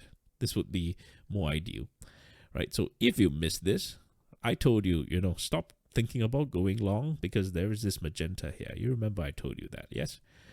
So you see, you're always planning ahead instead of thinking. So your mindset must change. You must not be thinking, I'm trying to chase a trade. I'm missing out. No, you wait for the next setup. So I warned you here. If you miss this trade, say you miss this pink trade here, right? Because if orange is buying, say here like this, it builds liquidity, this would be better. I would think this would be better to give me better risk rewards to magenta, or even the possibility of having liquidity to break magenta, right? So this is better. So if it starts to trend up in that orange and you miss the trade, that's fine. Leave it. If you want to take a small position here because you saw the pink was building some support and you had very tight stops, right? So where are your stops? Your stops are probably here and at yellow 673. It's still extremely tight, isn't it? Still very tight stops. So you could just take a small position here if you wanted to just catch the run. Possibly. So there is no 100% trade in terms of guarantee, but you can learn to manage your risks, right? So say you got into this trade then here's my warning to you. I said, don't chase this. I told you to watch out for magenta, right? Here, magenta, dreadful magenta. Dreadful. You see it for yourself. I'm not kidding you. And identifying magenta was that important, isn't it? You see, it's so beautiful. So if you wanted to continue chasing the long, what did I tell you to do? Right? Wait for magenta break before blue bring it up. And if that happens, we get to 5-day moving average. Easy. Right? Because it just shows you that the bulls are intent on squeezing. A little early, but if it wants to happen, you understand the structure to get you there, right? Understand this? This is important, right? So you're always preparing ahead. Yeah. Now, let's take a look at my red trade. because this is what I want to teach you. At 10:01, which is about here, right? I chased it, right? Why did I chase it? Because you notice I took a long call, as in it's here, right? So this is about 830 on the SPX. It's near to 5-day moving average. Now, obviously, I'm taking this and I'm just hoping that it goes all the way up, right? So it's like a lotto, right? But you notice I cut it to the dollar, right? That's what I did. Now, take a look at the time that I cut it. 10:40. Where were we at 10:40? This is 10:40, you know. This was 10:01. Take a look for yourself. I bought this at 336 and I sold it at a loss at 225. And I was right. Take a look. How many points was I right? Let's see. 672, 675.7, 3.7 points. I was 3.7 points right. This is not even the precision algorithm enough for me to make money. Do you see that? Ladies and gentlemen, see this. I want to show you this. See this? This is what happens when you do not have precision algorithms. This is what happens when you do not protect your trade fast enough. If I'm not wrong, I could be wrong. I wasn't paying attention. I just took the trade and I just left it. I truly neglected this trade here. I think it was at $5 here. I think so. Right? Immediately once it got up to this, I think it was at $5. Correct me if I'm wrong. So I could have protected it easy, you know, and allowed it to run up. But just take a look. It ran up and I lost money when I was right in the direction, and I was 3.7 points right because I took something that was way out of the money. So cheap contracts doesn't mean it's good, right? Now, if I took something slightly in the money, say I took a strike at this yellow 675, right? So maybe this was, let's see, this would have been, I don't know, 67, 80. I think this was 67, 80. I don't remember. Anyway, if you took a strike here, right, I would have definitely made a lot of money. I probably would have doubled my contract value then. So when you're picking your strikes, be very mindful. Don't just look for cheap contracts, right? Especially when IV is extremely high. But isn't that great if you're, say I'm selling here, you know that 5 days it's a clear resistance for some level. You can start selling some options there, right? So you sell some options and just take a look. Even though you're right, you're making money. Now this is important. I want you to learn this because I talked about this even before the day happened, right? About IV crush. Yeah, I understand that. All right. So that's a very important lesson you have to. Very, very important lesson. Okay? Just remember that. So when that happens, right, does it matter if you caught the trade here? No, isn't it? You could have just waited for structure to form. And you see, that's also psychologically with experience. You realize, hey, why do I have to chase this? It doesn't matter. You could have taken the calls here and still made money, especially with this in the blue all the way up. Yeah. Why? Why chase? There's no need to chase the trade, right? Always wait for structure. You will make money, especially when it appears in a precision algorithm. If I'm not wrong, it was 150 here. I don't know. I don't remember. 150 here and then $2.25 here. I don't remember. But it was good money, right? If you took it here all the way up. So I had it worse, right? This was $3 and it was already less than $2 here. It got worse. So anyway, understanding your risks in that manner will help you tremendously. All right. Now, I've taught you this before and I'm going to teach you this again. Now, before magenta started wreaking havoc, you notice that it's in orange, right? So there is a possibility it would have gotten to 5-day moving average by noon time, right? So it makes sense. It makes sense before the chop. It makes sense before the chop for you to take a strike at 5-day moving average. So my thought process wasn't wrong. What I did wrong was not protecting it early and then reloading it, right? You notice that's a problem. So that's not the wrong thought process. But once magenta started happening, you realize this becomes a problem. Because you see, the power of the algorithms is to help you to prepare your strikes. Now, 5-day become a terrible strike price. Because if it continues up in the strength of magenta, say it's truly buying in magenta, right? It will take the entire day to get there. And by then, you would have decayed all the way. So a good gauge is understanding whatever that happens in midday, right? Within 1 to 2 hours, you want it to get there. And that's why precision algorithm is always the best. If it's here like this, in this blue, let's say it buys up all this in blue, right? It will happen literally in half an hour. It's a great strike price. And this is why it works. Your 5-day moving average strike price works when it's in the blue precision algorithm. Understand that, yeah? Okay.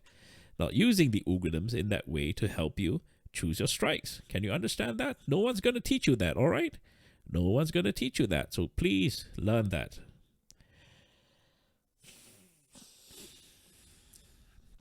All right, okay. Now, by then, you would notice another thing about Friday or even any other day.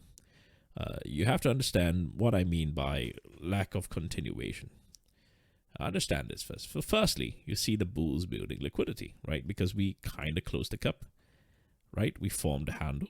Now, the handle wasn't as deep as I wanted it to. Remember, I wanted it like that. That would be great, right? But the handle was formed anyway, and we didn't have a breakout. So you see that the bulls were trying to rebuild liquidity here, right? Now, at this point, remember my comment to you. What did I comment? I commented that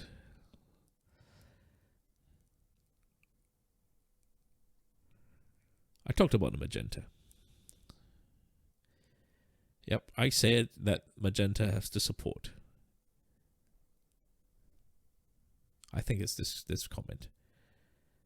Set alert that magenta support. No. This is the dump.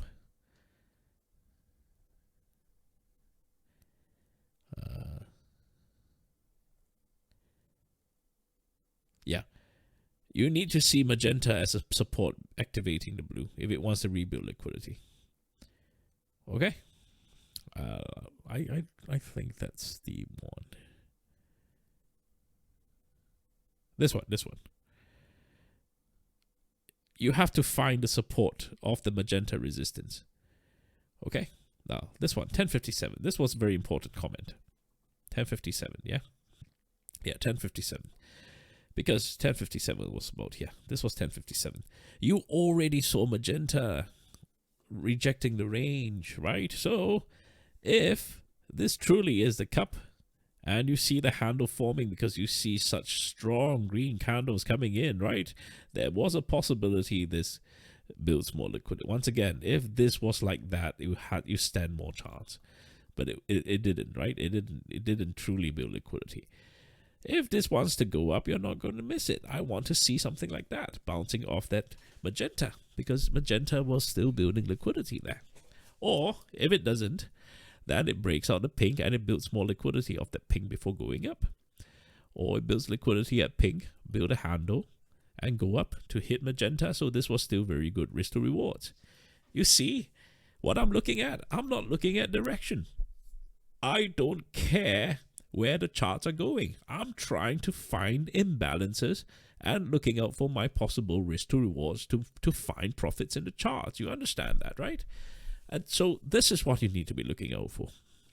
Instead of chasing candles, instead of thinking, it's going to break out, I'm going to take a call, or I'll miss the breakout. So many of you think like that, and that's why you lose money, right? You'll be supposed to be looking for liquidity, supposed to be looking for imbalances. Understand that.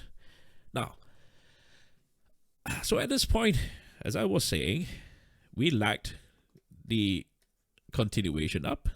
So obviously, if it's not going up, it means maybe it's going down, right? So this is why you set alerts at the magenta. So it's not going up. Let's see if it goes down. And by then, at this point here, you need to already understand this one for DG, yeah? For DG, firstly, don't apologize for not identifying anything, right? To each your own. But I want to teach you something. I want you to understand that if it's taking long, you realize, look at the magenta, right? So when there is a big gap here, you understand that there is a big gap that is not tested. This is a sign for me that there is a stronger control algorithm. And this is why I said, there could be an orange, a yellow that's building more liquidity, right? And I charted that in the end of day summary here.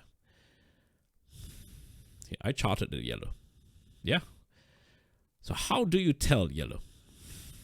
When you know that your original magenta, there is a big gap that's not being retested. This is when you know that there is a bigger control algorithm that's participating in the action, right? So this is your time. You start looking out for whether there is a stronger algorithm here. And in this case, yes, there is this yellow that started appearing, right? So do check out this.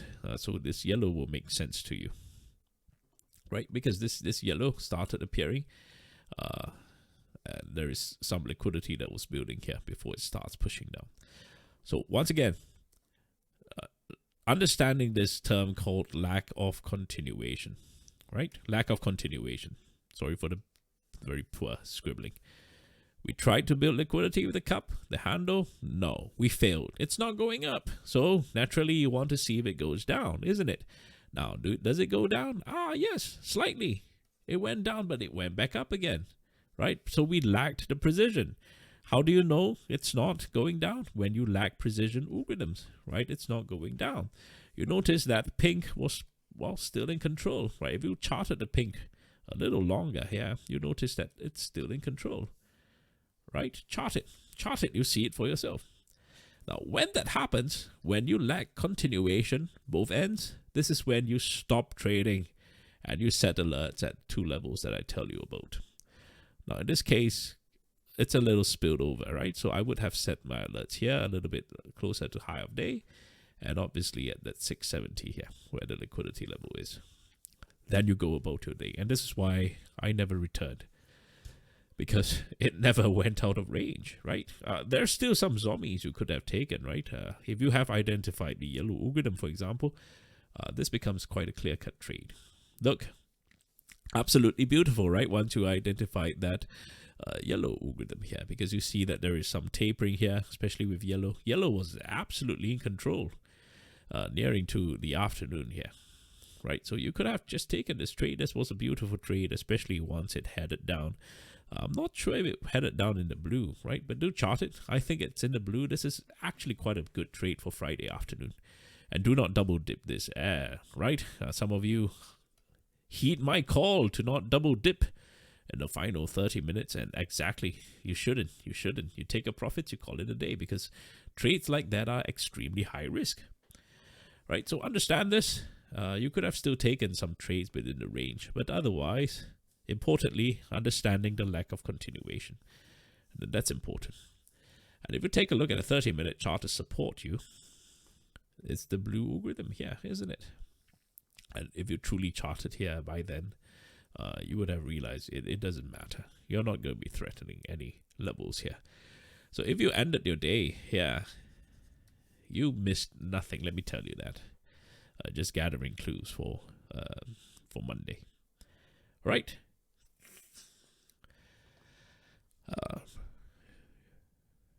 Give me a couple minutes. Yes, imbalances means a large price range. Because remember, if everyone agrees on the price, it's going to be like that. The chart's going to be like that because everyone agrees to the price. So you want greater disagreement between prices. So when you have greater imbalances, there's greater disagreement in the prices, and that's why you're going to have big movements. You understand the logic behind that, yes? So you want to see, that's why I always like a head. If you have a head in the head and shoulder pattern, it means there is imbalances, right? There is greater disagreements, and therefore there will be movement. So when you see inside candles like that, you avoid trading this. No, you avoid it, right? So this is why having the algorithms help, because you see breakout and retrace. This is great. This is imbalance. This is a form of imbalance. You see that, right? It's so beautiful. So beautiful. But if it's like chopping like that, let me just zoom it in. I'll tell you what trades not to take. Yeah. No, you don't take a trade, even if it trends up like that. No, you avoid it. If you caught a trade like that, it's not deserving of your money. It's not deserving. You shouldn't be trading this, because there is no imbalance here, right? Maybe you see something in microstructure, you have a very tight stops, that's fine, right? So yes, if you can manage your tight stops here, great, go for it. Yeah, but you're usually lucky because it's not going anywhere. You will tire yourself out. It's better to wait for larger structure to form. Yeah. Here's another example. Don't trade this. Right, so inside candles you avoid. Inside candles, you truly avoid inside candles. Now, Friday is not a great example because one candle like that, all right, these are inside candles, right? Even though they can be quite large inside candles. So don't trade this. You shouldn't be trading this. Not at all. Absolutely not. And so this is why you set alerts at your two ranges. I would have set alerts here and here, right? So you trade nothing that's in here. If it breaks out of range, you still could have caught a trade here because it breaks out of range, and you would have probably charted your teal by then, right? So if you don't want to miss a trade, you can set your alerts a little higher or a little lower, so you can have more preemptive action there from there. Yeah. All right. Give me a couple of minutes. I will be back to run through what to prepare for Monday. Yeah, I will be back. And yes, it's 2-hour stream. Crazy. Thank you for still being here. You are the MVP. So give me 2 minutes. I'll be back. I'll run through Monday's action with you. Yeah.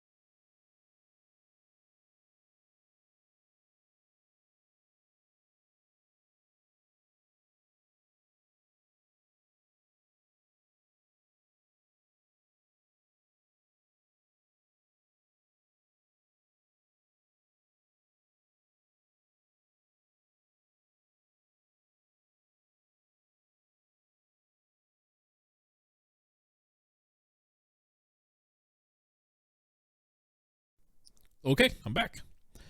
Now let's quickly run through where do we go from here.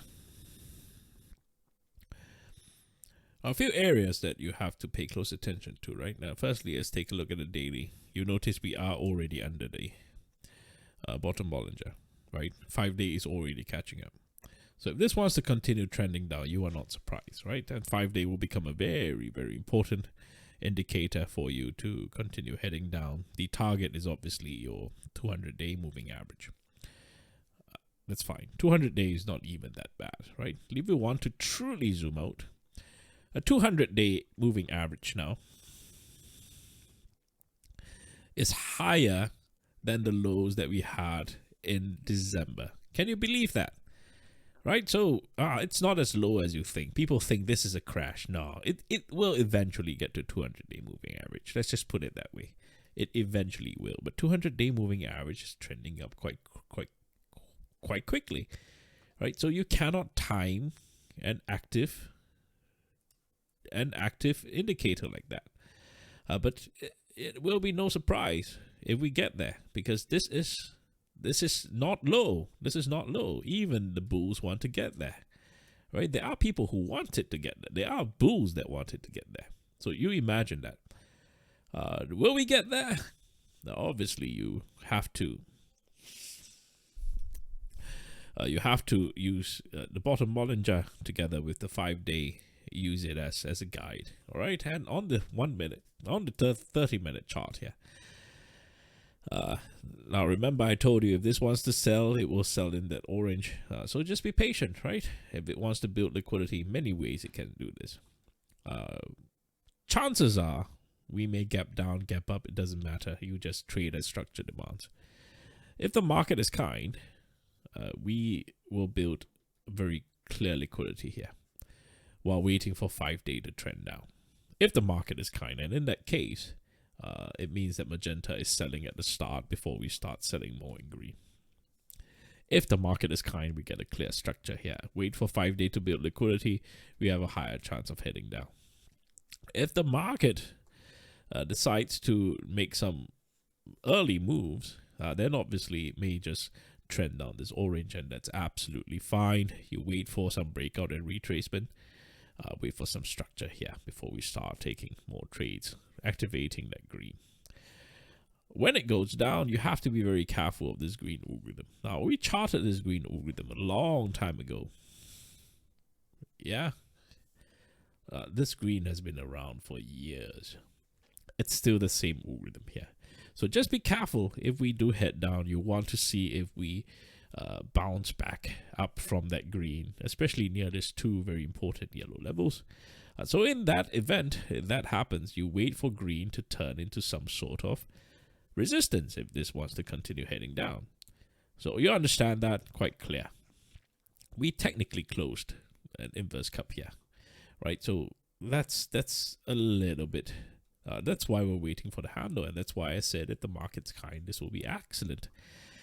But if not, that's fine. You wait for breakout and retracements. Especially you understand that if orange can still be in control, you wait for some sort of structure like that. I'm a little bit concerned if the market decides to bounce using this as liquidity, especially if 5-day gets to this level. So once again, pay close attention to this level here, 673, 675 yellow. This is actually very, very, very dangerous here. 5-day will get there. Eventually, 5-day will get there. But you have to be very careful, because if we do bounce off some of the key support levels here, right, you notice that very simply, this can be a very beautiful inverse head and shoulder pattern reversal here. So just keep that in mind. Right? Keep this in mind. Any news, any time can happen during this time, right? They can stop the war. I don't think so. But anything can happen. You just have to be prepared structurally, how to be preparing ahead for this. So anyway, otherwise, wait for the magenta here. There is a magenta. Very quite important here, the magenta. I will rechart this on Monday. Maybe fresh links, I don't know. We'll see how it goes. Right, so be careful with the magenta, right? Because the larger liquidity can be taken above that 675 of that magenta. So 675 is quite an important level. You pay close attention to that. All right, so pay close attention, especially we do lack continuation down, right? You do see there could be a magenta that's in control here too. Right, you see the possibility of the magenta in control. So just be a little bit careful. I would chart another magenta here just in case. So you see there is a zone here. that there may be very strong support at this range. Just be careful, right? So you understand how to be looking out for the key levels here. There is this larger green algorithm here.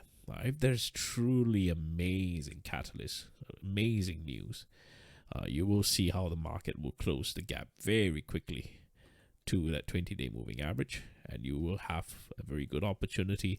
By then, 5-day will start going up to build liquidity on the way up, and this green algorithm here will be very good opportunity for a long trade here, especially of this 20-day moving average. Plenty of liquidity at the 20-day with the green algorithm there. Yep. Okay, we're ready. Obviously, I'll be providing analysis every single day, so don't worry.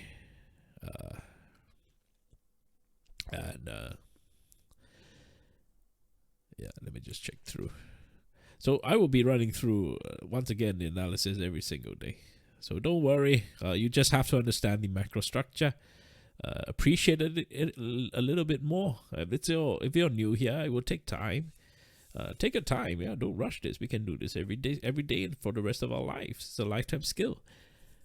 So have a better understanding of the macro structure. So because this understanding will help you in translating it into the 1-minute analysis that I have. Yep. I'll see you on Monday. See you before opening, and it's gonna be a great week. All right, so don't worry. I love it. I love the imbalances that's forming. It's good for us on the chart. And there are very, very obvious liquidity that I think it's easy for us to catch 30-minute trades. So don't be too stressed trying to predict. You're not trying to predict, right? Remember what I tell you. Yeah, you're trying to find profits in the chart. A quick glance at the thread here before I call it a day. It's been a long day. Yep, I will. I certainly will, right? Yep, available.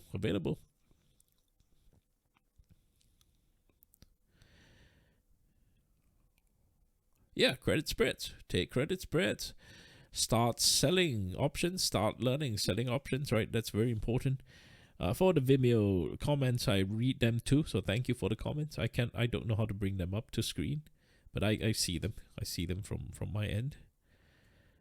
Yep. Yeah, all right.